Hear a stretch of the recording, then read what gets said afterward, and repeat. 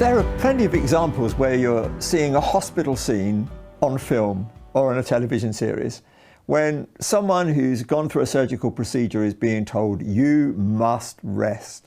Well, actually, that's a phrase that God himself uses. You must rest. Now, we know there's a futility of just pressing on regardless, exhausting ourselves, doing things that maybe God doesn't even want us to do. And we can get to that point where actually it counts for nothing because we're putting nothing into it. But one of the things that I'm sure we all know is that in God's sort of creation commands, and I'm reading here from Exodus 34, it says this in verse 21, 6 days you shall labor, but on the seventh day you shall rest. Even during the plowing season and harvest, you must rest.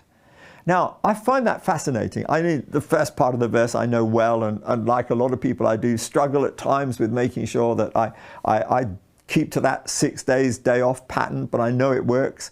But I'm also aware that here we're coming up against an even stronger truth. Even in plowing season and harvest, you must rest. Now, I've got friends that are farmers, and I know how much they have to put in at different times of the year. The seasons actually determine their workload to a large extent.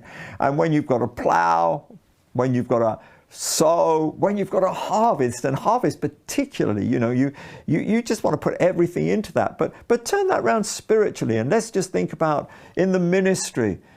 It's tough when you're breaking up the ground. You're preaching the gospel. We've taken our sword of God's word and turned it into a plowshare so that we can break up the hard ground. And we just feel we just got to keep going. We just got to keep going. But do you know, it comes a whole lot easier if we just take the time out and allow God to rain on the ground so that it's easier to break up. And when it comes to harvest time, we're thinking, no, we've got to get the harvest in. This is to God's glory. But actually, as we're gathering the harvest, he's also gathering the harvest.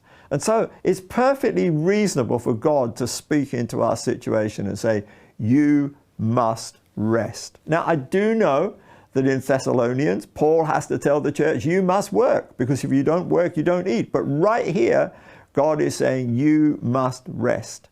Now, of course, the context here is 6 days you will labor and then you will rest. So there's a balance.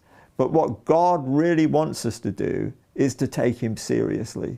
Because when we rest, we're not just resting from our labors, we're actually resting in the Lord, knowing that he too on the seventh day rested.